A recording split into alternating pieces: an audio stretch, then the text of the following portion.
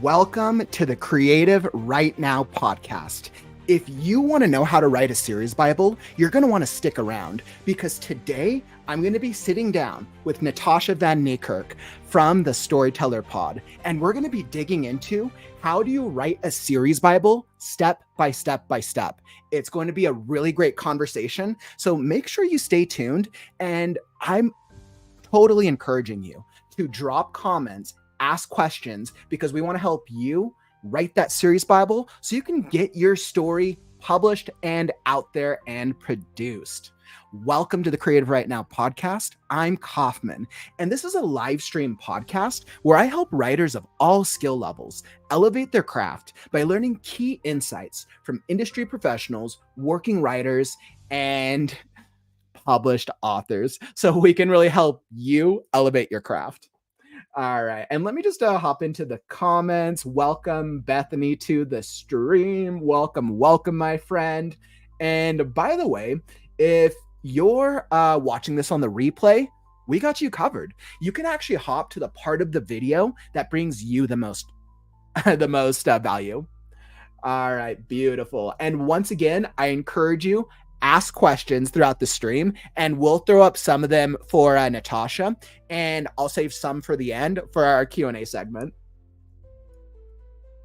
Hey, what's up, Dana? Welcome to the stream. Afternoon, I have one, but I'm curious how someone else created theirs. Perfect. I know, because we always have such different styles, don't we? And Mary, welcome, my friend. Glad to see you here. Okay, so let's bring up Natasje. So Natasje van Niekerk is the founder of the Storyteller Pod, where screenwriters receive outcomes-based tuition from practicing industry experts to hone their craft and artistry. She has a 20-plus year resume in the TV and film industry, is a former consultant for Fox, has expertise with animated series development, and has experience starting off as a puppet. So please help me welcome Natasje to the stage. Hello. Welcome, Natasje. Wanted to give you your own entrance. Lovely. Thank you. Thanks for having me. Of course. Thanks for sitting down with me today. I know you have like so much experience when it comes to writing animated television, and I've been looking forward to chatting with you. Oh, thank you so much. Yeah, I love that you had it in there that I started as a puppet, but I really did. I started as a puppet, and then the script was so awful on the show I was on. I was like, who's writing these? And that's how I started screenwriting, to be honest with you. Well, I want to dig into your background a little bit, but before we do, let's give our audience a sneak peek. So what is your secret to creating an effective series Bible? So the thing with a series Bible is when you create specifically a TV series or an animated series, live action or animation, what's most important is the story. But what sells it is that you translate that story in a way that really speaks to your audience. And when I say audience, if it's for children, like I work in animation a lot, so it's for children, it's really knowing who your audience is and meeting them where they are in the story. So it's relatable. It's at their developmental level. That's very important for small kids. And then you have to bear in mind who's buying it. And your series Bible has to speak to the person who's buying it and convince them that this story is really great for those kids, because that's often like a tiny little barrier to entry. And if you want to get your story out there, you need to kind of grease the wheels, as they say. So that's interesting. So grease the wheels, so you know the story, so you know the heart of the story that you want to tell. Yeah. And you need to know it's almost as how to express what the heart of the story is to a streamer or broadcaster or whoever's going to pay for it. And at the same time, the heart needs to speak to your children and know where they are. So it has to speak to both at the same time and tell the story, because that's what makes it magic. Instead of, because if you have just the one, you won't get through the channel. If you've just this one, the audience won't like it. So it's a combination of things that makes the series Bible strong and, like you say, effective. That totally makes sense. And I know you've touched on a couple times, like speaking to children. And I'm like, all right, we probably don't have too many children in the audience, but I know what your background and expertise is in. Yeah. So for those of you who aren't familiar with Natasha and don't know too much about her, Natasha, would you like to share a little bit about you and your background? Right. So, like I say, I accidentally I started out as an actress, and I accidentally became a screenwriter, and I've been a screenwriter for 20 years now. I'm from South Africa originally. I live in Ireland now, and I kind of work in this Irish, UK, EU market now. And yeah, the EU stretches. You're like somewhere on that half of the world, just before Russia, and then it stops. Anyway, so wow, that's why. from Africa to the UK. Yeah. Well, like, wow. The thing is, I know, and I've worked with loads of Canadians as well, because that's it. That these sectors kind of work well together, and it's because they have co-production incentive and government money funding the shows, whereas the US is private money, so it's much more free market there. So that's I always say that's where the shark bit. It's very hard to get in there, and the side here is that like the calmer waters to swim. That's why I work there. Anyway, so I work predominantly in children's animation. Okay. Prior to that, I've also worked in live action quite extensively, because I'm from South Africa, and in the South African market, it's a smaller market. It extends Africa, but you work where the money is. So I worked many years in television soap. I have done sitcoms, I've done magazine programs, etc. I've done a lot. I've done development for unscripted. I loathed that. So of all the mediums that you did, unscripted was the worst. Unscripted was reality TV was the worst. I once said to my boss, like, I need danger pay, because the more I do this, the stupider I get. I can feel my brain dissolving. I didn't work there much longer after that. And I always wonder if that was related. Wow. I'm sure no. I'm sure it wasn't. But well, that's been cool that you have experience in a lot of different aspects of the let's say TV. Like the television industry. What and it sounds like, was animation your favorite to work in? Yeah. I mean, I tried to specialize in animation from 2006 when I got into animation, but then I've been doing live action as much as animation. So my live action CV and my animation CV look pretty much the same, even though I'm always like, I'm an animation writer. So yeah. So and then with animation, because the work is not just South African, it's with Italy. It's co-producing, because those productions are always co-producing there, co-producing here, etc. and so forth. So that's where you kind of work. I've never worked on anything amazing and big. I've worked on a lot of things. I've worked on a lot of things that got shelved. That must be the worst feeling. You're like, this is an amazing project, and then the studio's like, nope. No. And then the broadcaster forgets that they already bought a different series for that slot, so they just shelve it. I was like, life of working in production. Put it in a different slot tomorrow, next month? No. And because the broadcasters outside of the US are very computer says no, and then but I've also had the privilege of working with Italy, etc. And some of our shows are smaller, but they are in loads of territories in the here, so that'd be like in 100 territories, but obscure places like Lithuania, Turkey. Well, not that Turkey is that obscure. It's just like really small territories. So interesting. Okay, yeah. So you have a lot of different you have a lot of experience in these different areas. For each type of format that you've worked in, it sounds like unscripted, live action, animation. Is your process, or is the process of creating a series Bible, is it pretty similar from format to format? Yeah, I would say the biggest difference between when you're developing a series Bible, so you're creating a show, is when you're writing, you're a creative and you're an author, and you've got this amazing idea for a story, and you go down and it's just writing it or developing the characters and stuff, or and all the rest of it. When you're creating a TV series or you really have to, what I call it, having the developer's mind. You don't Mhm. it's not just about the story. It's not just about your goal. I mean, obviously some shows, Squid Game is a good example. Mhm. They had an idea and they just pursued it Mhm. for long and very hard, and then Mhm. there was success at the end of that. But if you develop a lot and you develop for money, I sound like some form of prostitute, but Mhm. well, I think we need to be prostitute. But if you develop for money, like, Mhm. it's every person who comes to you and wants a series developed wants their Mhm. show to get up there. So then it's really about who do you intend to work with? Are you going Netflix? Are you got what type of audience? How global is global? Mhm. Is it niche?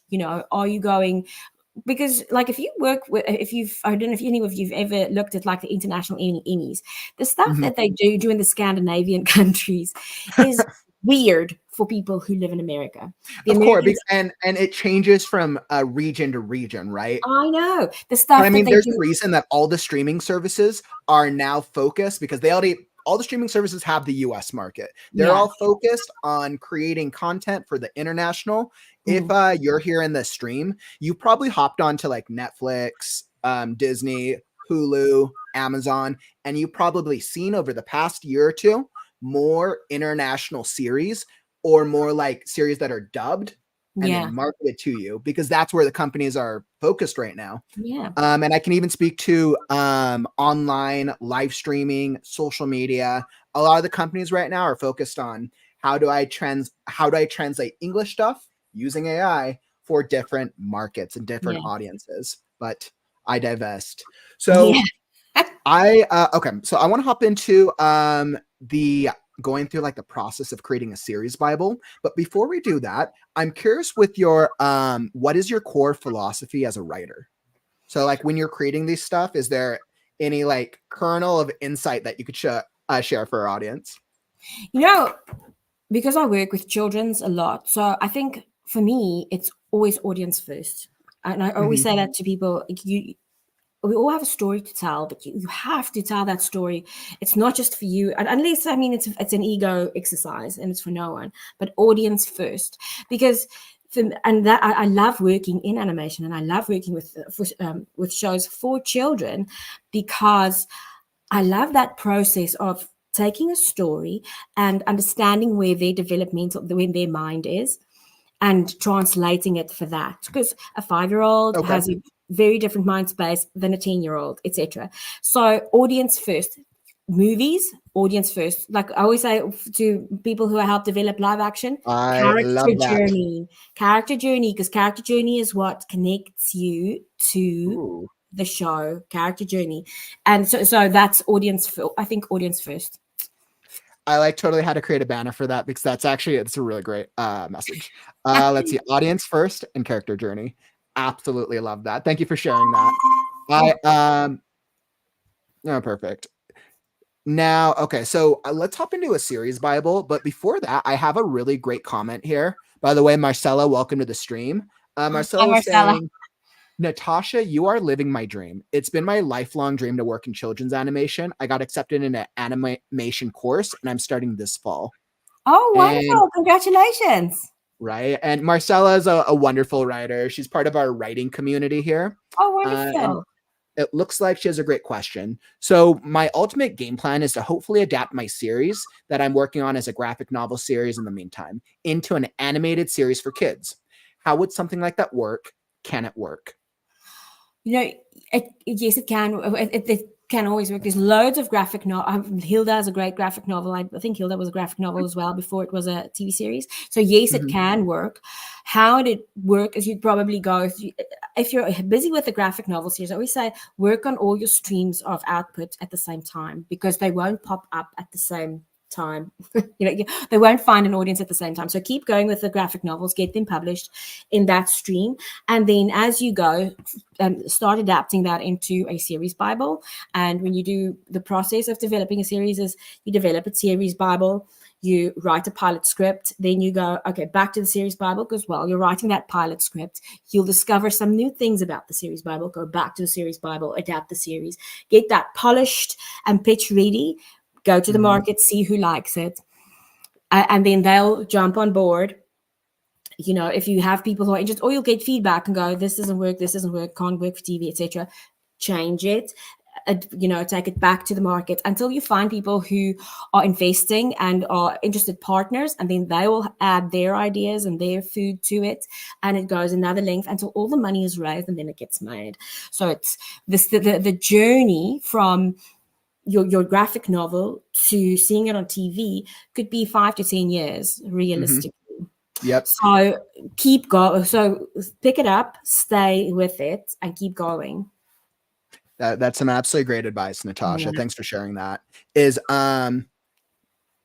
for having some familiarity with television production myself, do you think it's valuable for a writer who's created like a graphic novel or a pre-existing franchise to develop their franchise or their story first before bringing it into an animated or television format? Or do you think it's more important to be like, okay, let's do all of this at the same time, assuming we have the right time and the right systems in place? Look, so the further along your project is, and the more detail it's to it, if it's a graphic novel, it's a series, etc., like you own that IP. That's what with TV is all about, IP at the end of the day. So the more you've developed on your own, the more you own of it. Then if you are kind of where, it's kind of an idea phase and you get people on board, everyone who comes on board is that's when it starts splitting. So develop your graphic novel, get at least one published, you know, or if it's going to be a series or, you know, of things. So get one published, because then you own that. Then you own Harry Potter. And then if it's got loads of bums on seats or sales, etc., then you're in a much better negotiating position. Ultimately, to get it animated, etc., the producers are going to take it. It's going to go into a team. They're going to attach a name, etc., and so forth. A name. Oh, back to the other thing. I'm like, I happen to also be like the non-name. Like, so broadcast, like, it's a funny thing because like Netflix or Fox or etc., they would get me in to help with things, structure it, etc., and do the work and thing. And I'm a development writer, so I do it for studios as well. I do stuff for them, and then, you know, they take it through the things until it gets to almost there where to get the money on board, you need a name, and then they attach the name. I'm the non-name. I've been the non-name in many things. Like, I'm going to have that on my gravestone one day. Here lies Natasje van Niekerk. You won't know her name. Here lies Natasha, the non-name. And sometimes when people want to be nice to you, they call you the talent, which is code for not using your name. Oh my God, that's funny. But someone has to have the skill set. So the skill set is very important. So completely agree with that. Absolutely agree. And sorry, I had some people asking to hop and come watch the thing. So I was just sharing it with them. But there you go. Getting two broadcasts. So I want to hop into creating a series Bible and creating a stories Bible, the meat of why we are here. Now, I worked in Hollywood for about 10 years. So I have a lot of other knowledge behind production, behind working in production, and being a freelance ghostwriter. I'm of the belief, with my knowledge, and I'm curious if you agree with this. Now, when we think about a series / I call it a series or a story Bible, a series Bible at heart is essentially creating an overall storyline through X number of seasons to make sure that all of the seasons, that everything works, everything is compact, you have all the details and all the things that go into it. I'm of the belief that writers who have long series of books need to employ the same type of writing, the same type of storytelling. If I am on book 4 or 5 of my story, I need to remember the plot line of book 1. So that way I know if I reference the innkeeper, I know that the innkeeper has green eyes. Like random things like that, right? And generally, like especially if your story gets epic, you know, I always Mhm. say when it gets epic, there's a lot of work to go that goes into it. In fact, I'm script editing for people doing like a series of webtoons, which is kind of it's kind of comics. Oh, you guys know what webtoons are. Me, it was news. You scroll like it's a comic that you scroll. Anyway, so so now every time I meet people, I explain this to them as if the whole world doesn't know what webtoons is except for me. Anyway, so Like, now I'm going to do webtoons. that, and because it's epic and the world is very big, and there was an apocalypse and this and that, and you go and it kind of can go on for 13 books. Mhm. You know, you need that Bible. The Bible gets fat.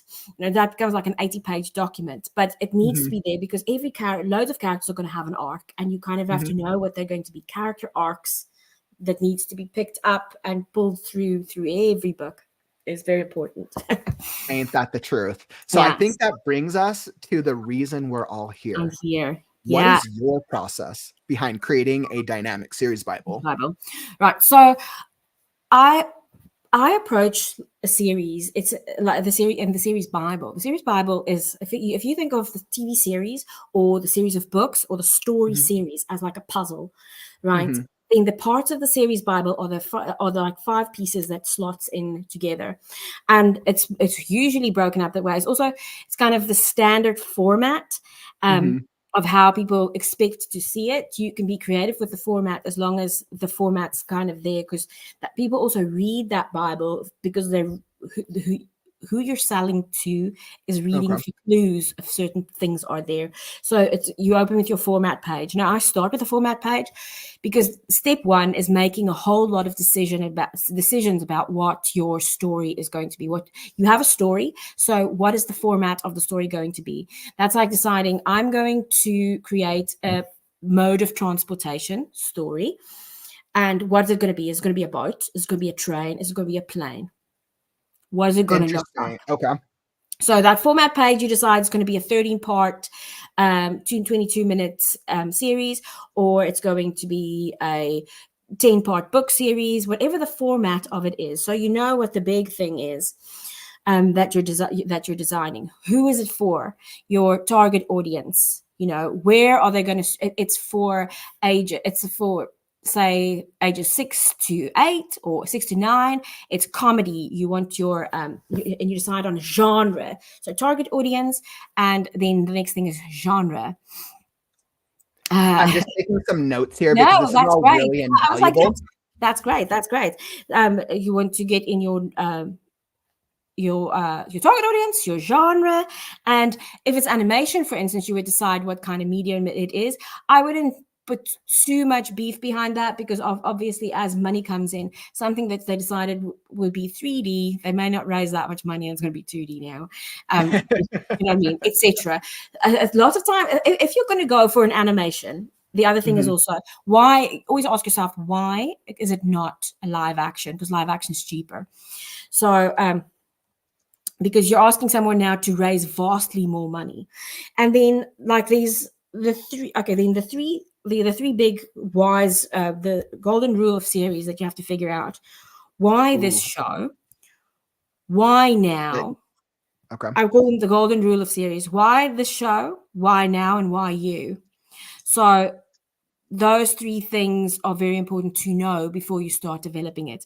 And if you know why this show, if you know why now and why you, that also, for us literary people, that gives you the theme. Why do you want to tell this story? You know, you want to really influence, you want to teach children to be explorers. You want to just make people laugh and explore family dynamics. You want whatever Mhm. your reason is. Why you? This is why it's personal for me. I come from a family where I like the family values is just very important, and that's made me the person who I am. I'd like to share that. Why Mhm. now? What the world needs now is this. So if you know this, you basically know the core. This is your format page, and then Mhm. from here, you know how to go into the pieces that make up this series, and that's basically the pieces of story. As you guys know, your characters, your main characters. And when I say characters, be very specific about who your characters are, and what their arc is. Now, if you're doing a preschool series and your main character is a bird, it will probably not have an arc. But as they grow bigger, they'll have some form of journey, some form of obstacle that they will. Someone needs to learn that they can't always have their way. Someone needs to know to look before they leap and not be so impulsive, because a small child doesn't have a prefrontal cortex. It's something that that you literally, until the age of 5, you have no prefrontal cortex. So that's why little children like this. Then he comes out. And so when you say the character arc, essentially it's your protagonist, right? And we're thinking of what's their beginning point at the beginning of whether it's a TV series or even a book, and then what's their end point at the very end, whether this is season 10, book 20, whatever you want to call it. Exactly. At the end of season 10, where will they be? At the beginning, they're insecure and they, they're a doormat. At the end of season 2, they're self-actualized and they're not fazed by, like people barking at, like little doggies barking at them. So you have your character arc, and you have all your secondary under characters, your main character and their arc. Secondary characters, I always say, create the world of people. It must feel like a world. And sometimes people say, I have an idea for a series and there's 3 people in it. And who are the other people? Like, who are the people in the world? And which brings us to world of the story, which then what is the place we're going to?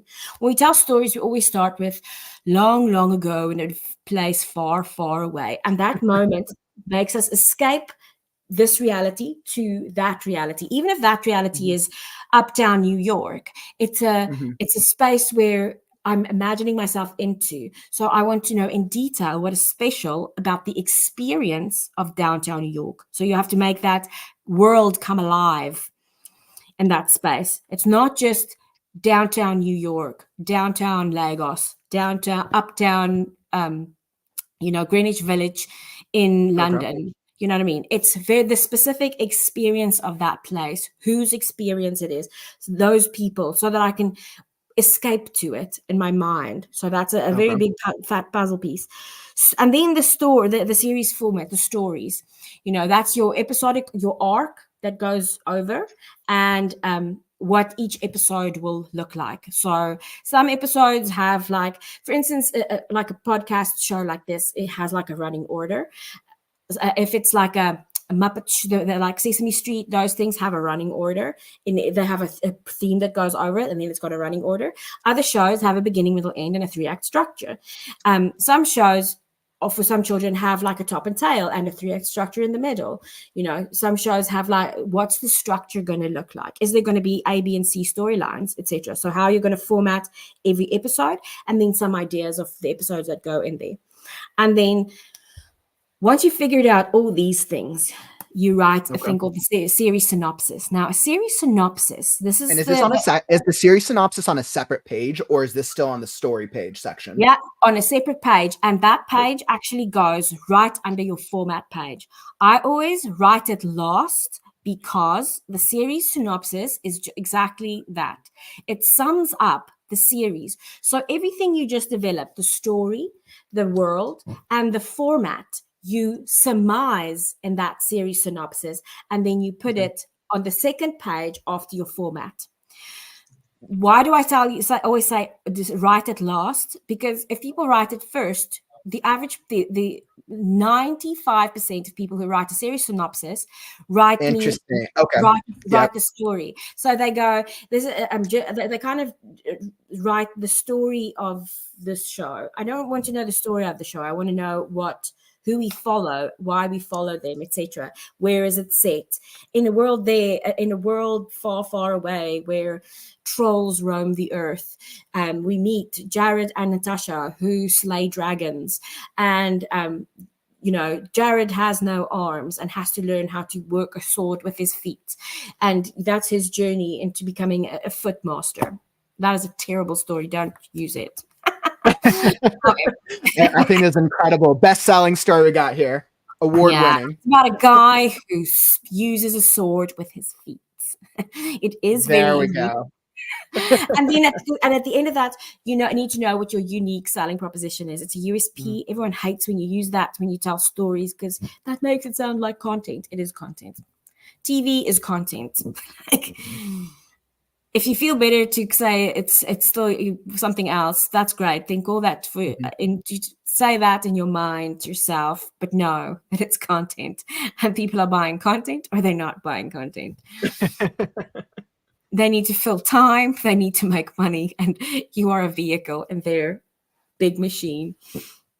Yeah, I know a lot of it comes down to making money, right? Like at the end of the day, whether you're creating a script that's going to be picked up by a studio or sold for a studio or produced, or you're creating a book, which you need to market and edit, it all comes down to money, right? Either you want to make money on something or other people want to make money on your product. Yeah. And there's like core realities of if you want to work as a screenwriter, you need to understand that very basic value.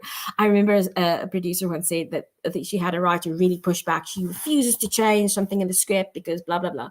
And she said, listen, there's no money to shoot this. So either you're going to change it or I'm going to change it. And I bet that you'd prefer that if you change it, because if I change it, it may be awful because I'm not a script writer. So somebody's going to change it, but change it will. And there you go. So yeah, I know for a lot of screenwriters that I spoke with over the years, I know a lot of them get into this idea of I create the script, and once I create the script, this is what I'm going to see on the end result. But that's not true, because I create a script and then it goes through a team of writers. It goes through all the different positions. It goes through the studio heads, then it goes through production. It goes through like 10 different steps. So then the end product probably doesn't look like whatever the original script was originally. Yeah. And animation is a little bit easier because they're so strict with getting it in perfect, because the storyboard is so expensive that they don't want to cut anything. So what you write and what goes, having said that, what the script that gets passed onto storyboard that goes to screen is very close to the script that the last person wrote it, which is probably your story editor's final edit, to be honest. I just want to make a comment. It's so dark here. It's the longest day of the year. So the sun is only going down in an hour, but I am in Ireland, so it's literally mocking me. I just mean, like, screw you guys. I'll go down late tomorrow. Well, I did, despite the time difference, because I know it's a little earlier here over in the States. I really appreciate you joining us today and being able to share no problem at all. And insight. It was a great pleasure. So when you're with your series Bibles, just to clarify, so essentially it sounds like there's the three major sections. There's the format, the story page, and the series synopsis. How long do these usually end up being in general? Like if for a television show? So so when it's got artwork and pictures, etc. in it, no more than 20. Wait, so this isn't just words? Yeah, nobody cares about your words. No, I'm kidding. But seriously, like, here's what something. If you're going to be, if anyone has aspirations to be a screenwriter, I always say this: no one cares about your words. You're literally writing so that people have as little as possible to read. That's the purpose of you. They just want to tell the other people what to make. That's the point of it. So, so with artwork, etc., your completed book, that completed pitch series book, series Bible, pitch back, whatever you want to call it, has to be no more than 20 pages. So I wouldn't go more than on a PowerPoint, by the way. So it gives you very little space. Now, for live action, it can go longer. I would normally, like, on A4, like typing it out, it's probably about 10 pages, 12 pages of writing. And then people, because you have to add a lot to work out what's going on, and then people will cut right back into it to make it shorter on the little things. So sometimes they just, again, they just want less words and more pictures. Is it because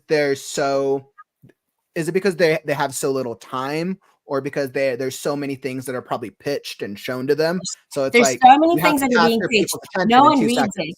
They read that format page and they read that series synopsis, and then they scan through the rest. some people actually, when if they really like it, they ask you to send it to them, and then they'll sit and read through it, and then they pay attention. But so often scan, read. It's so what you write needs to be so clear in the wording, etc. So it can't be, and I get notes and it's misinterpreted, and I'm like, dude, if you just read it properly, because read the whole sentence out loud and tell me what that means exactly. So, but you can't say that because they're your bosses. So you go, oh, sorry, I must have written it wrong. Look at me. I'm clearly the idiot here. I'm kidding. No, but that's also how you keep your job. Yeah, that's what's most important. I need the money. Yes, I'm the dumbass. So I'm curious, what is the most what would you say is the most difficult part about putting together a series Bible? What would you say is like the hard? Is it like the time aspect? Is it like what is it? I think so. The initial part is lovely because you have like all this creative inspiration, and you're like, oh yay, and then it just goes, and everyone spitballs ideas, and it comes from the page, and it's so cool. And then it starts going through those rounds of development, goes to market, get people's notes and feedback, and come back, and then you've done about 3 or 4 or 5 drafts already, and then to keep the creative energy going to get new ideas and to kind of keep molding this thing into something that it needs to be, and letting the story be and the series be what the series needs to be, and then it growing, because it's a very organic thing. It grows into itself, and then people add pictures and stuff, and that grows, and your producers have notes and everyone. So I mean, because I've done this for so many years, I'm very open to notes. Like a note's never like a you did something wrong. Okay. I did ballet as a child. It really helps when people tell you you're fat from a very young age, and you have to. My goodness. Even when you're a writer, someone tells you this is not right. You're like, I don't even hear that. You're going to have to do better than that. Like if you want to insult. I know. I'm always so surprised, right? Especially like as I've been chatting with like hundreds of writers over just the past couple of months. There's always such a huge like fear of how people are going to like respond to writers' books, stories, scripts, etc. But I'm like, my mindset is like, if I want my stuff to get better, all feedback is good feedback, but exactly. I don't have to accept all feedback. Exactly. But all feedback is still helpful. And like, here's what for sure. Like half of everyone's going to love it. Half of everyone's going to hate it. And then I always say that was not your audience.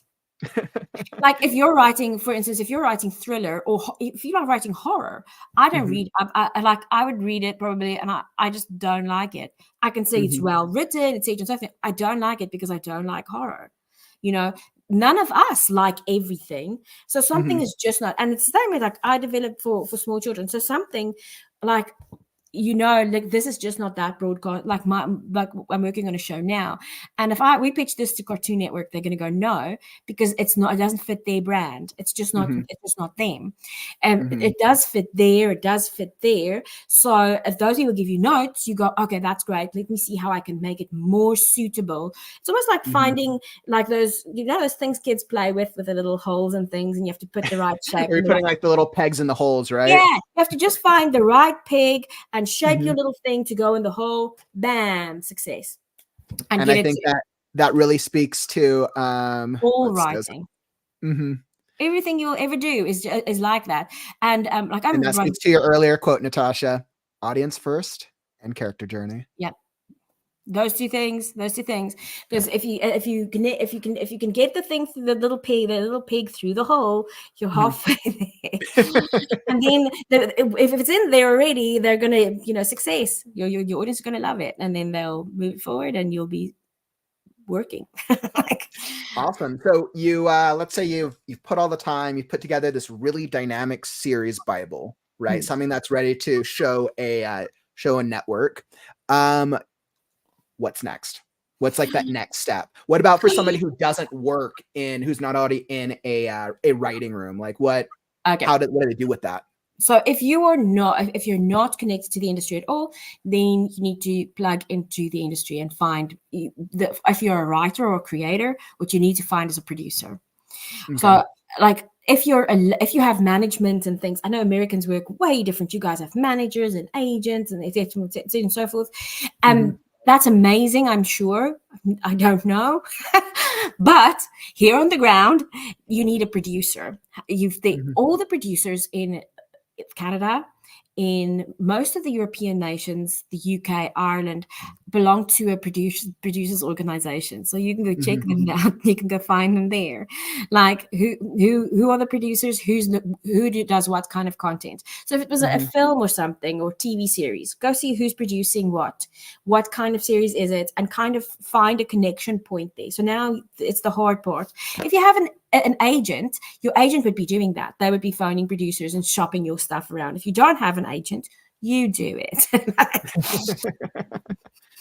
So like there's an animation, every country has an animation Ireland, animation UK, all the studios are in there. You look at who's the head of development, and you email them with a nice letter, cover letter, query letter, etc. And so here's another thing. In TV series, live action, you use log lines. Animation, depending on the age group, you very seldom use a log line. You'll use a log line in the older age groups with this more sophisticated stories where it's a quest. Like Marcella's story will probably be a little bit older and it'll probably have a quest, so you'll use a log line there. The little ones don't have log lines, so it would be, this is a if you think Octonauts, we follow 5 undersea explorers as they adventure, rescue, protect under, etc. So it's kind of more like a fun line selling the show. Whereas as soon as you start having quests and character arcs, then you go into log lines, and that's what you'll see in people. And normally, like a log line plus a nice piece of art to kind of entice them. If you're just a writer and you don't have art, that's fine. Rather send no art than bad art. If you don't know the difference between good art and bad art, send no art. So no art is better than bad art. So that really comes down to what type of picture do you want to paint for who's ever reading it, right? Yeah. And if they get distracted by the art, that's probably not they're not reading it. Because listen, if there's a picture, they're not reading it. The rule of writing in TV and film is if there's a picture, they're not reading. So if you really want them to read your stuff, don't distract them. We always say the writers are the smart ones at the bottom of the food chain. Yes, they saw a picture. They didn't read again. Well, so let's see. I have a great question. Before we get near the end of this, I'm curious, what are your thoughts on AI and the animation industry and being a writer? Because I know AI is such a hot button topic right now. What are your thoughts on it? So as far as now, I know the artists are, and especially in animation, at Annecy, that was our big festival that's in France in the beginning of this month. They were throwing loads of things at the screen, at the AI things, because the AI art's just not there yet. Is it coming? It probably is. As a screenwriter and as a writer, I am genuinely not threatened by AI, because what we do as screenwriters is we emulate, we think in scenes. So we tell stories in scenes, and a scene is literally something that takes place in the moment between people. So you and I are sitting here having a conversation. I'm saying something, it influences you in a certain way, and your reaction cannot be emulated that easily by AI. If you punched in scripts and see what things they come up with, it's very bland and it lacks nuance, and it lacks that humanity. So as a screenwriter and as a writer, the more human you put into it, the more it gives us the opportunity to be more of what we're good at. That's the thing that a computer cannot emulate. That's literally the thing. So it gives us the opportunity to be better humans and dig deeper and really go for the scenes. What is that? And if you think about, say, when two lovers break up, you don't know how, if you've ever had to break up with someone and you go and you have to talk to them, you don't know how that's why people often get people to do it in public, because you don't know how they're going to react. How is a computer going to know how is AI going to fake that? It has some inkling, but it can be wrong. Now, as a writer, you could make interesting choices. You could make that person, thank God you said it first. Do you know what I mean? And that's like a complete plot twist for us as writers. I can't do that because they can't write plot twist here. Do you know what I mean? It's a little bit harder. So. Yeah, I think that's actually really, really powerful, right? Because I know there's both a lot of intrigue and a lot of fear around AI. But I think at the end of the day, people are attracted to people, right? Yeah. We will leverage AI. AI will find its same place, same as emails found their place, the internet, like all of things, right? But at the end of the day, there's a niche for faceless channels and AI channels. Like there's a niche for that type of thing. Exactly. And that will become its own thing. But people are still going to want to follow. Before it was celebrities, now it's influencers. Like people are still going to want to follow humans. Exactly. Because people want to know. We tell stories. Stories are people's way of understanding themselves. Animated stories are children's way of understanding their world.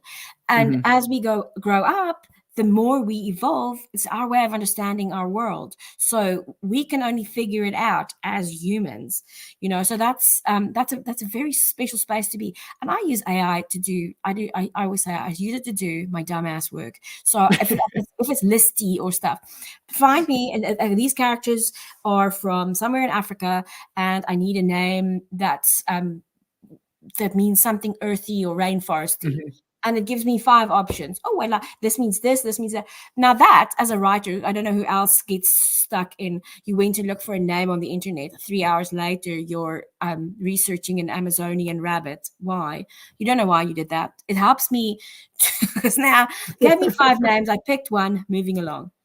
So if you were developing a series Bible, like how would you leverage AI as a tool for like the research process of it? I research names. I research if I'm like, what is special about certain spaces? I use it to, sometimes I use it to brainstorm. Give me some, I call mine Annie. So me and Annie, we sit and bounce ideas. What is there? What is there? Sometimes I like for small children, I was like, what papers have come out lately on child development in this group? What do people on average complain about in that area, etc. So then, oh my goodness, that's interesting. So that sparks ideas. And then I go away and I have the idea and write the stuff or the fascinating story. What do children struggle with at age 4? And then they'll list things. What do preschool people complain about at age 4? And previously in my weird world, I would have to stalk Facebook groups where teachers are complaining about their kids, or mom groups where they're complaining about toddler moms on Facebook or whatever. And I'd go have to see what they're complaining about. Their children keep stealing each other's snot. Oh my goodness, that's a wonderful episode. Do you know what I mean? So now I don't have to stalk people because ChatGPT is doing it. ChatGPT is going to stalk people for me. Thank you, ChatGPT. Thank you, Annie. And she's so polite. I've never had an assistant who's that polite. I know. I'm just like, I think I just try to be as kind to the AI as possible. So for all those out there, if AI does take over the world, at least they'll remember that I was kind nice. Exactly. I know. I was the nice one, ChatGPT. Exactly. So that's really great. Thank you for sharing that. I am of the same belief as it comes to AI. I think it's how we leverage it to improve the efficiency of it. And I think if we use AI tools as a brain partner to make our storytelling better, I think that in itself is the key to success. But if I was a writer who I'm trying to cheat the system and I try to have AI write a story for me, we've tried it on the stream before. It's not very effective, right? Yeah. You have to leverage it as a tool more than anything else. Exactly. And sometimes, if when writers, especially loads of writer's block is something writers complain about all the time. If you have writer's block, I'm writing this, give me 3 opening lines, or give me 10 opening lines, and it'll give you 10 opening lines. Some of them will be awful, but one of them you're like, oh, I'll take this one and I'll change it. And then somehow as you're changing it, because then you trick your brain into, next thing you're writing a story. There you go. Completely agree. I actually use a very similar method. If I'm if I need more word choice for a scene or for a story, like let's say I'm like, all right, I'm writing a scene about my work in progress right now has a bunch of animals in it. So if I'm like, I'm writing a scene about a bear. ChatGPT, can you give me 20 different descriptions of how you would write a bear? Now, half of them are going to suck, but what it will do is it'll give me different word choice and different ideas. And then I can take those ideas as I rewrite it into my own words. Exactly. And sometimes it just sparks something, because it's like just like a thing you can bounce something off. It just sparks something in your brain. It goes, oh, these are awful. I'd rather do this. Let me show you. And then you in the place in your brain where you went, oh, let me just show you this. Oh, look at that. You cheated your own system, because often it's just anxiety, boredom, or sometimes loads of writers think I'm not good enough or something. And then you see ChatGPT doing an awful job. Like, no. Let me help you. You're typing it and like, oh, look at that. Yeah, I wrote something. Awesome. Well, Natasha, thank you for sharing that. I think it's always important to touch on the AI topic. Now, as I think about what's next, I want to open it up to you, the audience. So if you're here in the live stream, what questions do you have for Natasha? Drop your questions.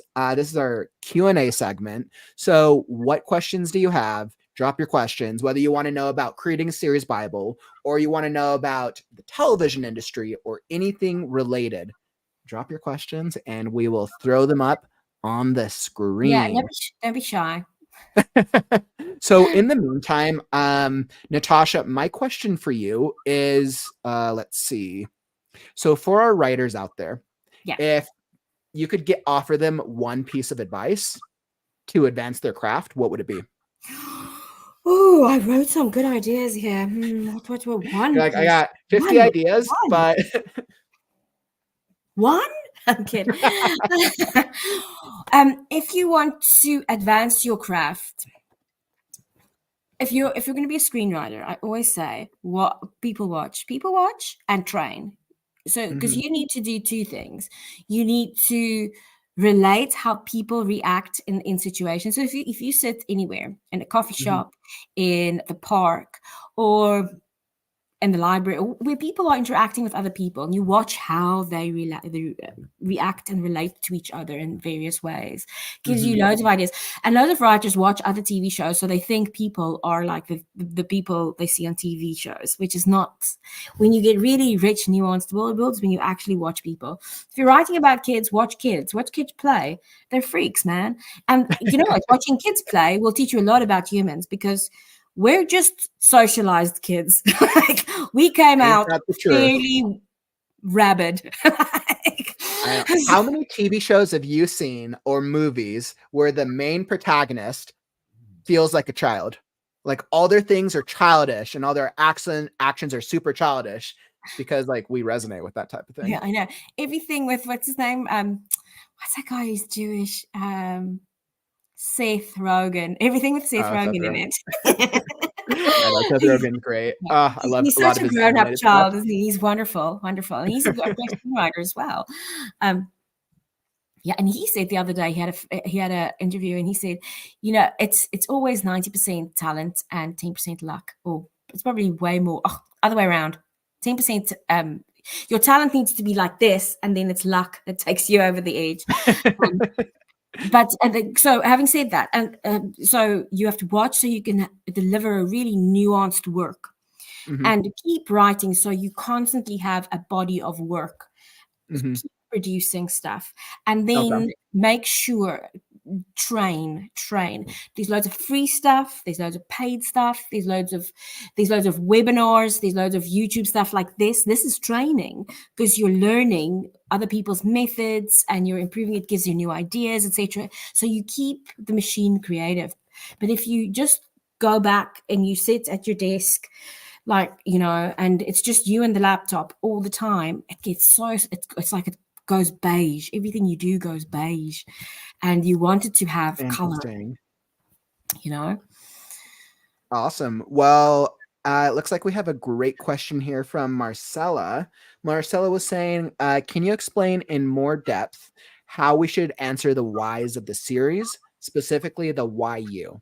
I struggle with this as my main cast is pretty intentionally diverse. And so my question to you is, So why is that important to you? And that's the answer to why you is a personal question. So that's like, that comes down to that. And that's often the selling point. That's what people remember when they go back to their studio desks with loads of projects. They remember that girl, Marcella, who had a brother who is LGBTQ and who never fit in anywhere. So she wanted to create a world where where everything accepted him and he felt heard and seen, because she felt so she really just wanted her brother to be able to watch TV and see himself on TV and know that he's loved. That whatever it's a personal reason normally. And so the why you really is that comes from your heart. So that's a question that every creator answers for yourself. So lie in bed awake when you're lying awake at 3 a.m. That's what you'll be thinking of. Why me? And why you? It's why you also gives you that. It's your personal reason, and you are the best person to tell the story because. And that's like something that you have to dig into your heart, because I feel so strongly. Why do you want to tell the story? Why shouldn't I get you to give your idea to Jared and let him run with it? Because you have like that connection. You just have to put that into words, what that connection between you and the story is. Is that, Natasha, is that because at the end of the day, when you're pitching a series, right, to a production company, that they need to also be able to market you as an individual?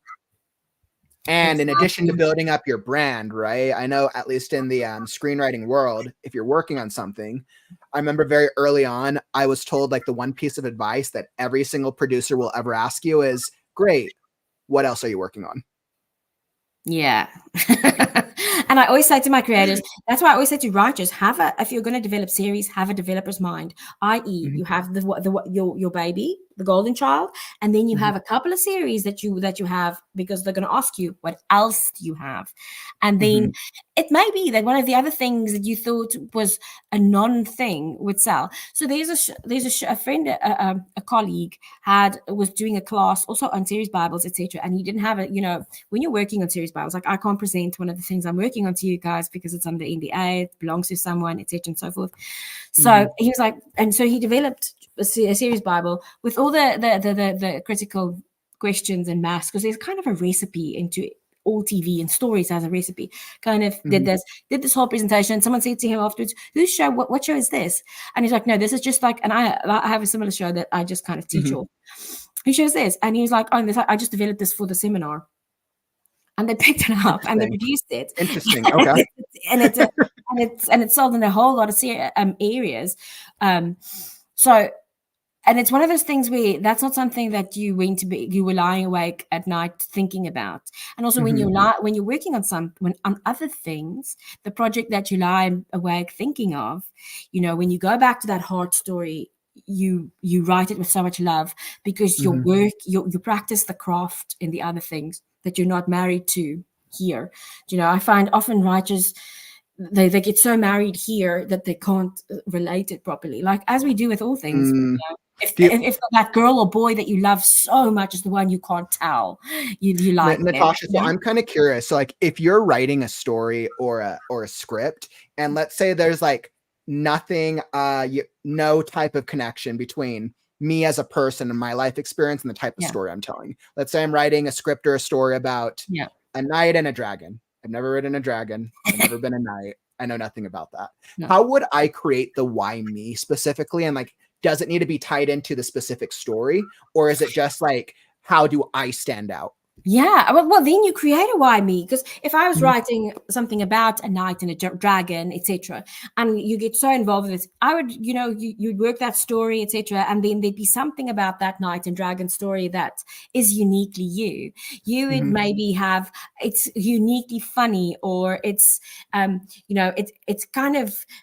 I like flipping roles in stories a lot. My thing is flipping roles. So the knight was never brave. He was a he would be like a cowardly knight, and if it wasn't for the dragon, he was dragged through the thing. So why me? I would develop that why me, and you find it in your heart why you love telling that story, because as you start telling that story, your heart will go into it, and then that's your why me. Yeah, and that's right there. And the reason I wanted to bring that up, Marcella had some great comments. So she was saying, I don't really have anything that personal. The only thing is it's about dolls come to life, and I want many people of different backgrounds to see themselves in it.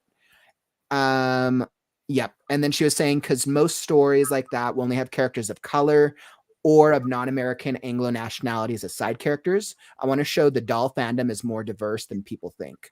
Yeah. Well, that is your why. Yeah. Because you saw something that's just and long ago, I'm giving away my age again, but long ago, before I wrote on one of the first shows in South Africa that had a Black female lead in. And when we did that show, it won loads of loads of awards, international awards, and it won a Peabody as well, and loads of awards because it had a Black girl from, divorced parents, etc., as the lead of the story and taking these kids on adventures. That was in 2006. And because I lived in South Africa, I see Black people everywhere. I didn't realize that, oh shit, little Black girls are never the main character. They could be in the show, but they're not the main character. They're not driving the story. They're the friend. And that had a huge influence on me, and how the kids reacted to that. How little Black girls were like, oh, because it changes their world. That has a huge. So it's the same thing for you. That is very personal. I think you think it's not personal, but it is very personal. I see a whole lot of people who don't see themselves, and everyone deserves to be seen, and it's the age of everyone deserves to be seen at the moment. Everyone needs, neurodiverse people need to be seen. I think we had like a note on one of the series the other day to make it more disabled, to add more disabled characters, and I was like, it's toys, how? Oh, I know. Yeah. It's like, or sometimes it comes at the weirdest places, because there's a place for that, but you get that all. And it I always say it's cyclical, but it's also not. It's something that's here to stay. Because I've been here since 2006 when it started, diversity in all things, color, sexuality, or genders, abilities, how people think, how people's brains work, family. I remember when the first animated series came out with a 2-dad family, it was like a thing. Now, if you see a 2-dad family on TV, you wouldn't go, oh my God, there's a 2-dad family. Right. It's very common. It's very commonplace now over the course of the past decade. Yeah, but it was announced, and everyone was waiting if the public is going to throw eggs at the TV, and no one cared. Everyone was cool with it. Marcella, it sounds like you have your why, but it's just better defining what that why is. I think, for example, if I was going to create a why for myself, like all y'all in the audience know from my community know that I'm working on a story called Last Scarecrow with a bunch of animals and demons and characters and all the whole thing. And I'd ask myself, why am I the only one that can tell this story? Because I believe that I'm the only one who can create 5, 10, 15, 20 characters that are purely animals and make these animal characters feel like humans in a world that feels reminiscent of Wizard of Oz with a new age horror feel. I feel like I'm the only one who can do that based off my personal experiences as a writer. Yeah. Whether or not that's true, that's for me to determine, or maybe the world will decide. From your heart, So it's a question that comes from your heart, and as if you can get it as close to your heart as it could. So someone was saying the other day, if you have to add a little bit of something, make it small. Just tell a small fib, like it's your brother. Whatever, but don't make it that big, like that, in case this film goes really large, that everyone wants to meet this brother of yours, and then you're an only child. Oops. Oh no. Well, Natasha, it's been absolutely wonderful. Before we wrap up the interview portion of this podcast, And for those of you here in the live stream, I'm going to be hopping onto our live writing exercise game next. But before we do that, I have to ask everybody this. If tomorrow were your last chapter in the book of life, you got hit by a car and that was it, what would your one quote be to the writers of the world? Who must I also put in?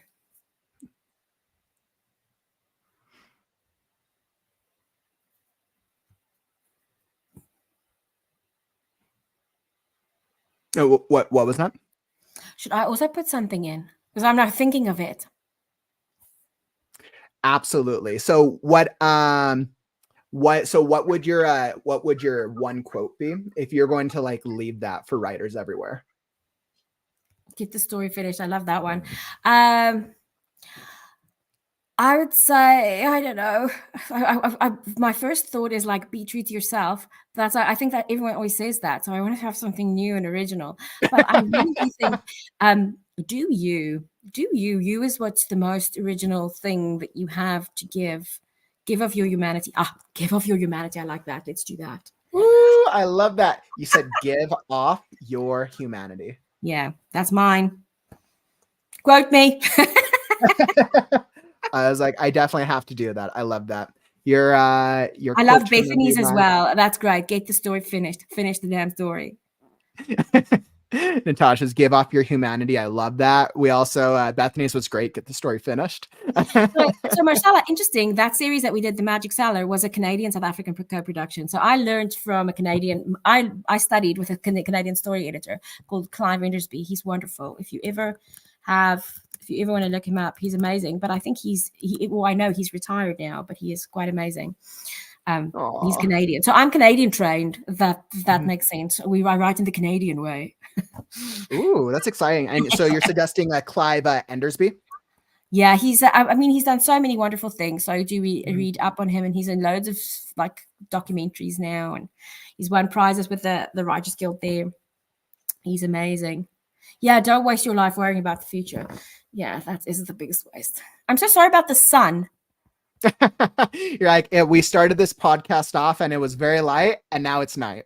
I know. And the thing is, it's not supposed to be night yet. Like the sun just left early. Like literally every other day. The other day it was like 11:30. You know, I go to sleep at 10. This is like completely off topic, but I go to sleep at 10, and at 11:30 I had to go to the toilet, and I was like, how is the sun still fucking up? Like, what the fuck is this? It's like I'm from South Africa. The sun goes down at a decent hour there. Now I need the sun to be up. It just goes, oh, screw you guys.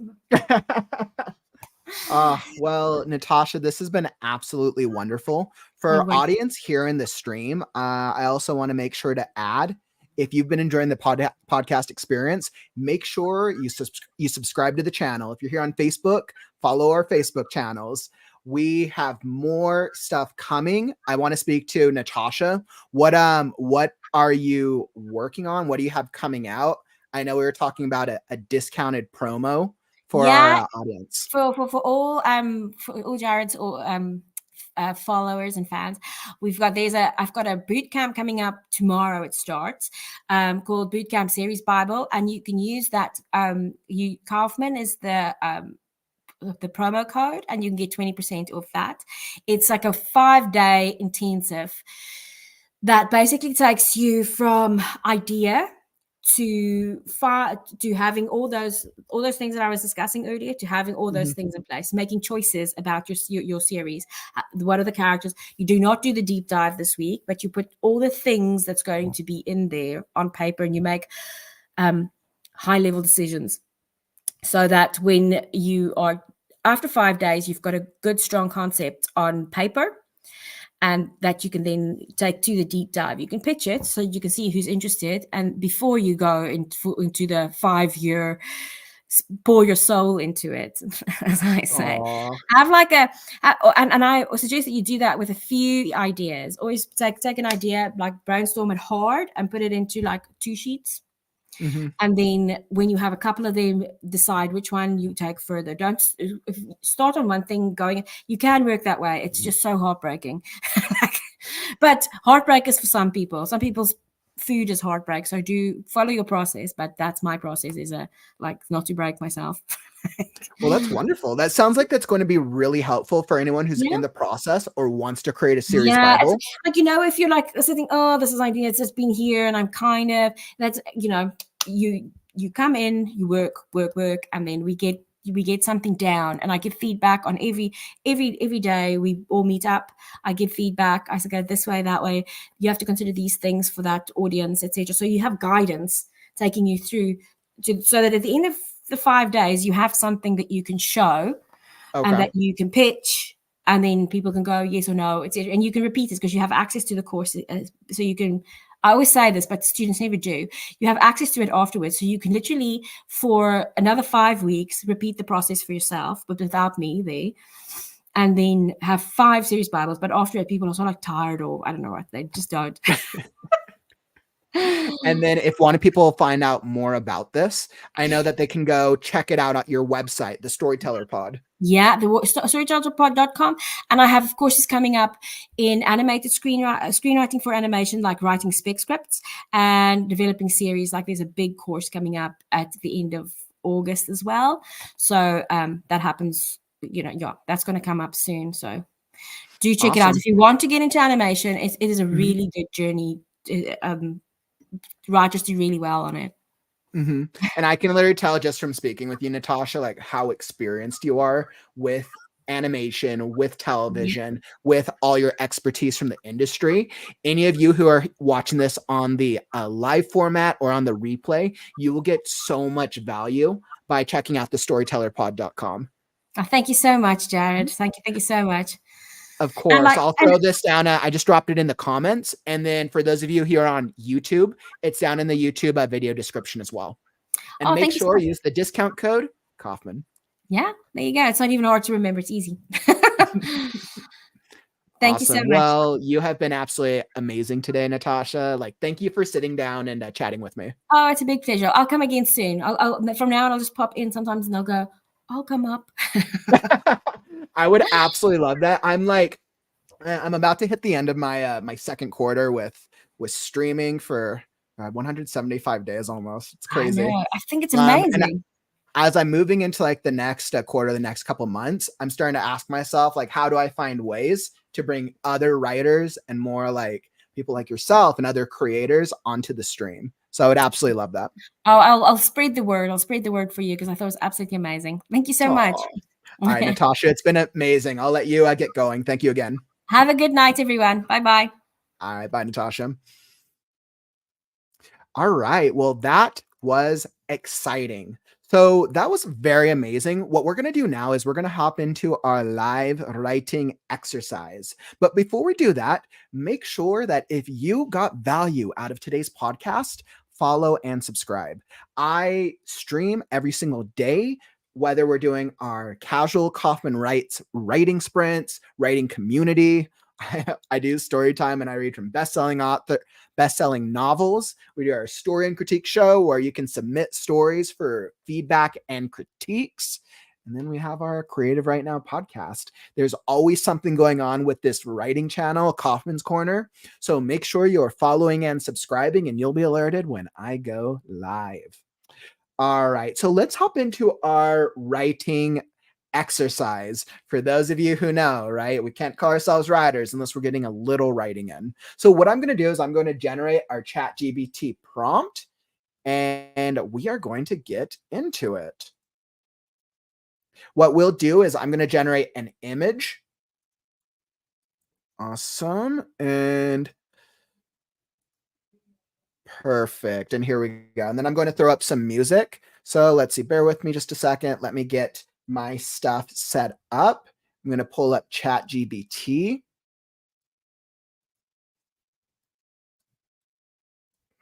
And let's see what we should. So let's get an animated one today. I'm feeling like animation is, since we've been on the vibe with animation. So ChatGPT, we're going to ask it to give us an image.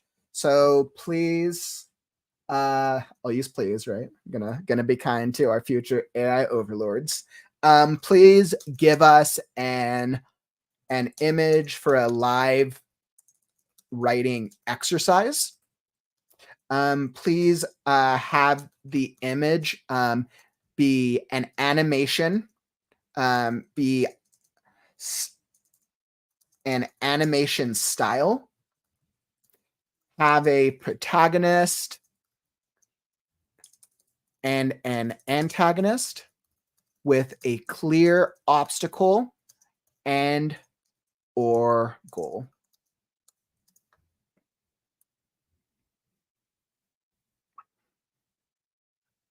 All right, let's see what ChatGPT gives us. We're going to have our image generated here. I know I already have my, okay. So I'll pull myself back up. I'm going to set up my screen so we can get straight into it. Perfect. And we got the timer set. All right. Interesting. Okay. All right. Let's see what we got. So we got. Okay. So we got a little hero knight character today. Interesting. So we got 2 images here. I think that's perfect. And we got 2 of the animation style. Perfect. I absolutely love it. So let's see what we can get. Let me adjust these. We'll throw both these up on the screen.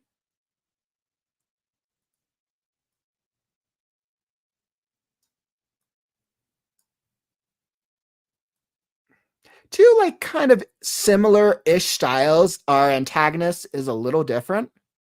Oh, there we go. Perfect. So what we're going to do is we're going to do this 20 minutes. I'll throw up the music.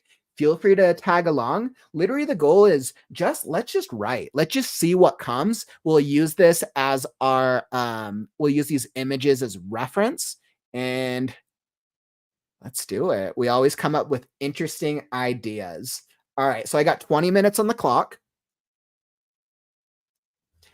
All right, and I'm all ready. So 20 minutes on the clock, and it's time to write now.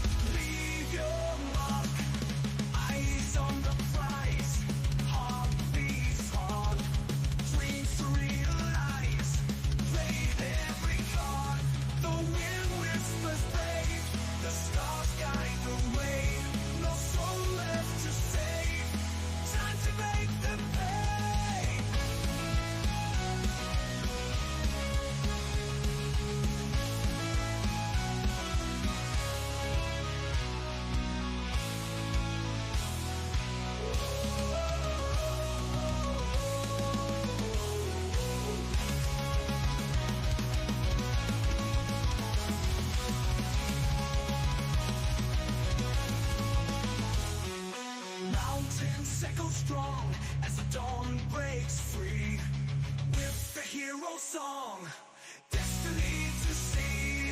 Stand and rise, face the dark, like the skies. Leave your mark, eyes on the prize, heart beats hard, dreams to realize. Play every card, the wind whispers brave, the stars guide the way.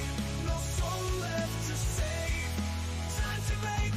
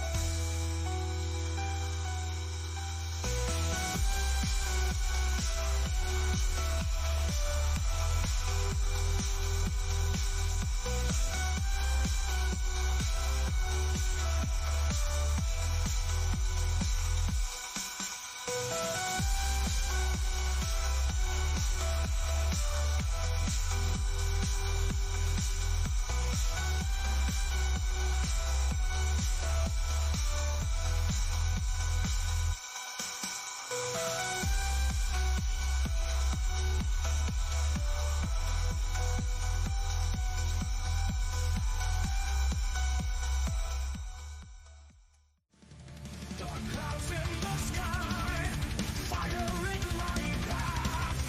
Step by step I walk, facing danger's wrath. The shapes underfoot, winds howling my ear. Dodging every trap, I will show no fear. I am the hero of the element cycle, facing every trial, reaching every fall.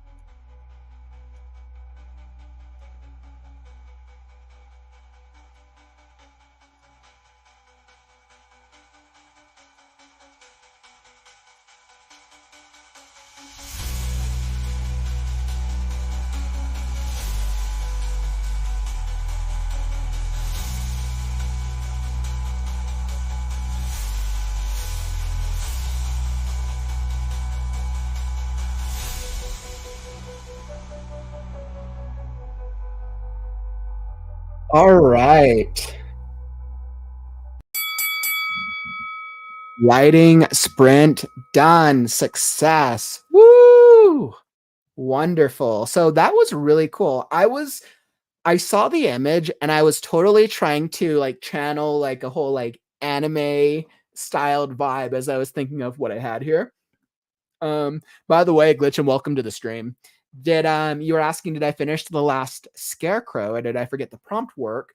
I didn't. I'll be continuing on last scarecrow tomorrow. I'm about 81% of this into the story. I'm at a really exciting part, by the way. But on Sundays, I take a break from last scarecrow to do these live writing exercises. So we just generated these prompts based off because today was our podcast episode, and I came up with a pretty cool story. And by the way, if you join me here in the writing story, the writing exercise today, how did your story come out? Did these image prompts give you any ideas or inspiration? I would love to hear. So let's see what I got. I know I didn't tell a full story, but I think I felt pretty successful in coming up with like this like nice like animated-ish style story.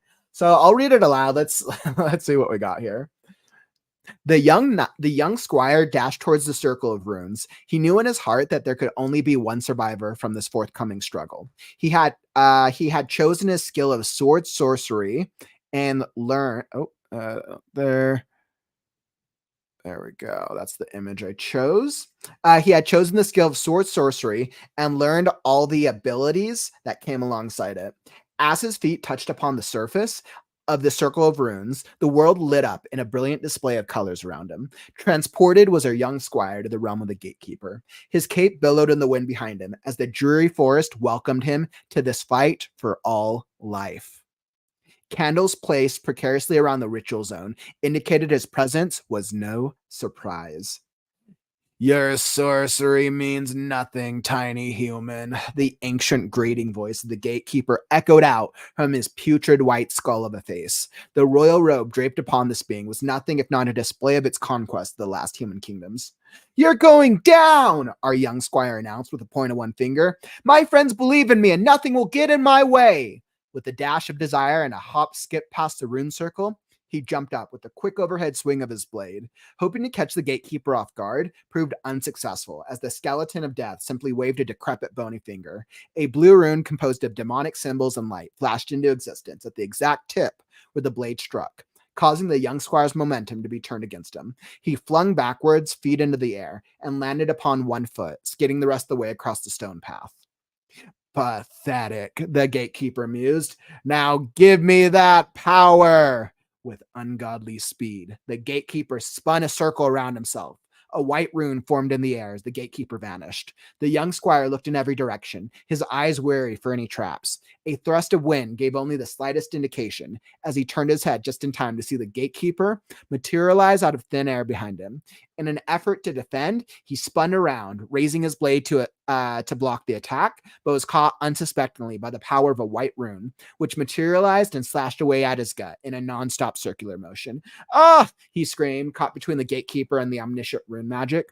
His stomach felt like it was being torn open. Intense pain, white rune energy slicing through his armor. The young squire did the only thing possible and gripped the blade of the sword. Blood sword, activate! He cried as his bloodied palm slammed down against the white rune, causing it to vanish from sight. The action was even unexpected to the gatekeeper, who stepped back, barely dodging the young squire's blade as he thrust it behind himself and jumped forward with a roll, landing on the ground. Turning his head, "You're no match for sword sorcery, fiend," the gatekeeper laughed. "I've stopped trillions of humans before you. This is no different." The young squire swung his sword in the air as tufts of his blood circled the blade. Instantly, adrenaline coursed tenfold through his veins as his eyes became bloodshot and he dashed at the gatekeeper with the speed of 1,000 titans. Die! He screamed with a raised sword upon the gatekeeper. A rune barely managed to appear where it connected with his blade. He swung again as it connected with another rune and another, the gatekeeper stepping back 1 foot at a time. The young squire felt victory in sight as he pushed forward, knowing full well the time limit on his ability. Had to push. He cried out as he somersaulted in the air. And that my friends, is how far I got with my story. So that was a fun little writing exercise. I always love doing these AI generated free writes. I feel like it always gives us really good, just really good practice and other inspiration. We're like, oh, what should I write today? So I definitely had fun. Definitely feel free to shoot me an email if you want to share your what you created or what you're continuing to develop on future streams, and I can queue it up for our future story and critique show. So that was awesome. We had a really great time today. I had a great interview, great time chatting with Natasha over at the Storyteller Pod as we really talk through how do we create series Bibles? How do we create story Bibles for your story? I think while her specialization was in television, I think this really works, and it's important whether you're working on a script or whether you're working on a series of stories. We need to have and we need to know our outline, our plot, the characters, and all the things from book one all the way to the end book. From the first script, from the first episode, all the way to the final season. If we want to be successful, we need to know who we're marketing towards, whether it's an audience or readership. So definitely make sure that if you missed the beginning of the podcast, go back and check it out on the Kauffman's Corner YouTube channel. It'll be awesome. I'll be adding the time code shortly after the stream so you can hop to the part that brings you the most value. But let's say you're looking for something else to watch. I got you covered.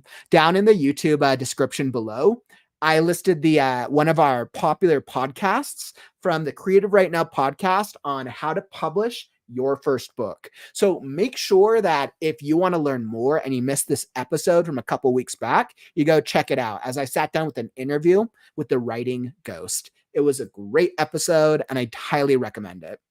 Once again, if you want to check out more about Natasha and the Storyteller Pod, you should go check it out. I have the link down in the YouTube description over at thestorytellerpod.com.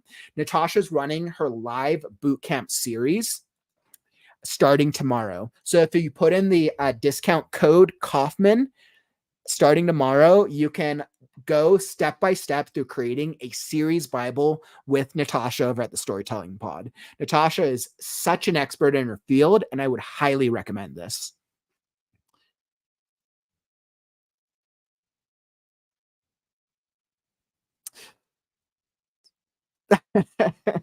Glitchum, I see you here. Wow, that's me in a cliffhanger. I know. I will have to I'll probably finish the story. I'm thinking in the future, I'm actually currently Glitchum, I'm developing a community tool for all the writers to be involved with. I'm still in the process of developing it, but I'll probably have it maybe in the next couple of weeks. I'm probably going to leverage that when I do these like free writes. So for writers who want to check out like the endings of my free writes when I don't finish them, sometimes I can create a fully told story in 20 minutes. Sometimes I can't. It just depends on what style I end up going. But thanks for checking that out. Let's see. I actually have a funny thing about a story I'm thinking of working on. Everyone is a round character, but the main character is a flat character. Oh, that's actually really interesting. Wow, you could literally play on so many like metaphors, so many ideas around the idea of character development. I don't know whether you're thinking of this for like a story or for a script, but I feel like there's a lot you could play around with that. Like you could even have characters that are like use shapes, like maybe some characters are like you got triangles and squares or like stars, octagons, hexagons, like whatever. You could go in so many different directions on that. That'd actually be really interesting. And in a world where I have the pitch line for you, Glitchum. In a world where every character takes shape, what do you do if you're a flat character or if you're a flat shape? I was like, that would be that'd be interesting. I hope you develop that, Glitchum. That sounds like an intriguing story. I'd definitely be down to check that out. Awesome. So I feel like we definitely made some great progress, some really, really great work on our stories on this like live writing exercise today. And I feel like I learned a lot about series Bibles. I actually think Natasha had has a unique approach to creating the Bible for your series. And I think you can employ it whether you're a screenwriter or whether you're a story writer. So make sure that if you missed out, go check out the beginning of the episode. There were some great conversations, and this could definitely benefit you. I think from my experience, I had 10 years in the screenwriting industry and many years as in the writing industry. I think that type of ideology, whether it's a series Bible or a story Bible, works for either or. You need to know all the elements of your story from book 1 to book 10, from episode 1 of a script to the last season. Like, it's the same thing. Character development, world building, and storytelling, whether you're building something for a readership or an audience. You need to know who is the audience or readership that you're targeting. Why are you telling the story? Who are you telling it for? So all really, really great things. Highly recommend checking it out. Let's see.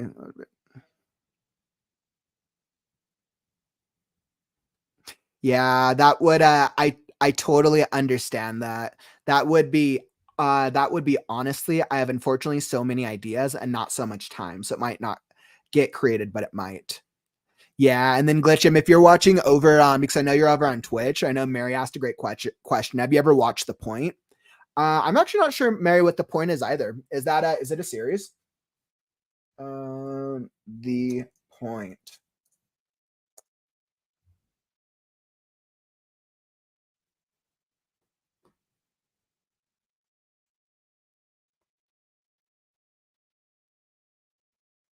Yeah, I'm checking out The Point here. There's like a couple things that pop up.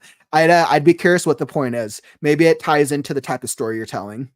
But let's see. So you're saying that would be honestly, I have unfortunately so many ideas and not so much time. So it might not get created, but it might. So Glitchum, what I would actually recommend when we're like super busy with life, because like that totally happens, right?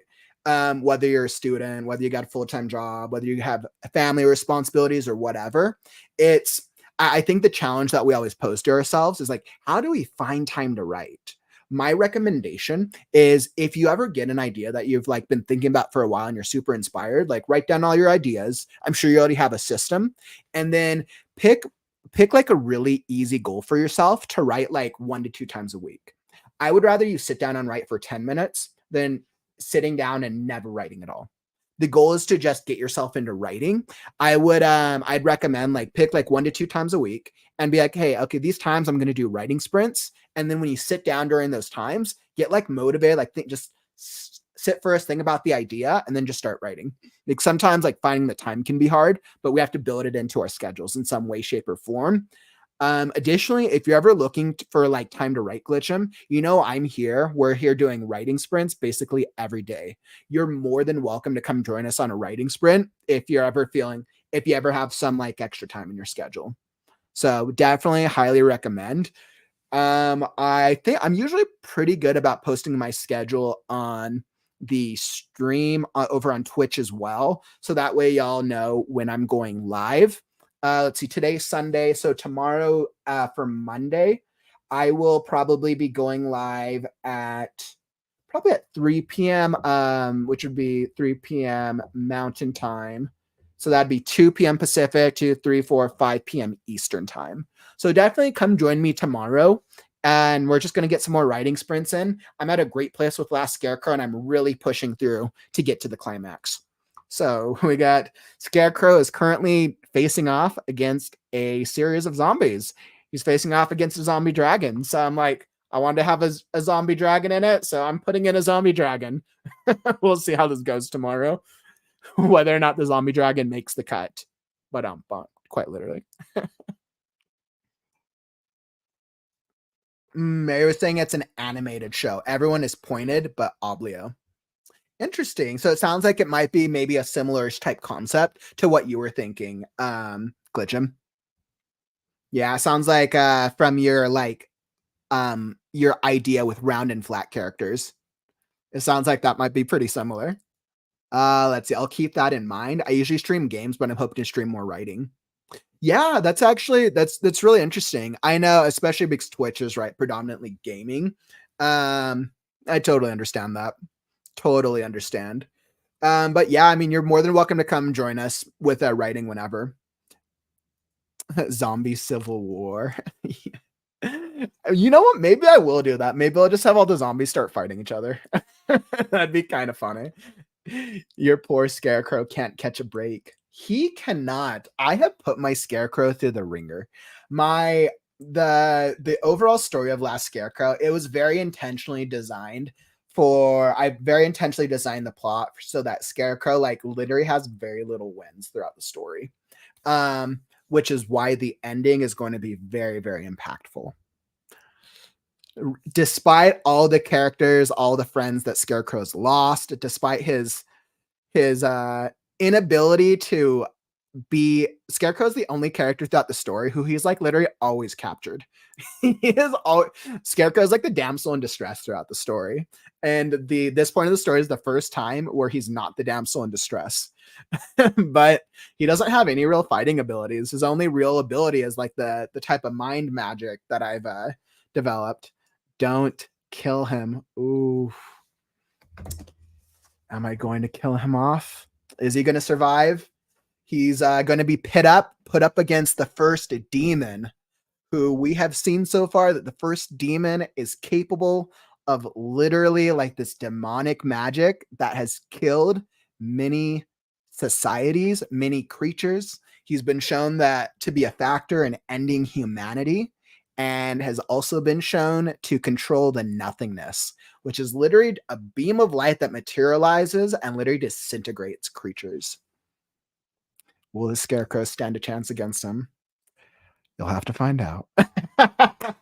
Ooh, I'm so excited for writing the climax. I'll probably be doing a special live stream in a couple weeks. I'm planning on doing a longer live stream when I'm at the point of the story to write the climax. So for those of you who've like been a part of listening to the Last Scarecrow journey, you can like join me as I write the climax portion that has some very big reveals, some extremely big reveals. But before we even get there, we still have to see if Scarecrow is going to survive the zombie dragon. We have to see if Pixie is going to survive her fight against her little voodoo doll that came to life. And then will Gore the Bear win in his battle of honor against Skunk the Betrayer? We'll find out more as we continue on Last Scarecrow tomorrow. And don't forget, like the stream on your way out, my friends. Let me know that you got value out of today's stream. Help me show YouTube, Twitch, LinkedIn, X, Facebook algorithms that writing streams are cool.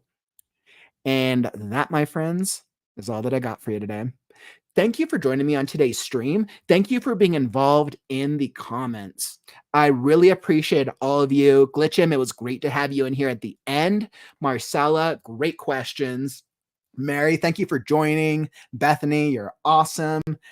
I absolutely loved all of your feedback, and that was a very great conversation. And that brings us to the end of the stream, my friends. Don't forget, words are wind, but stories are forever. I'm Kauffman, and I'll catch you on the morrow. Stay creative, writers.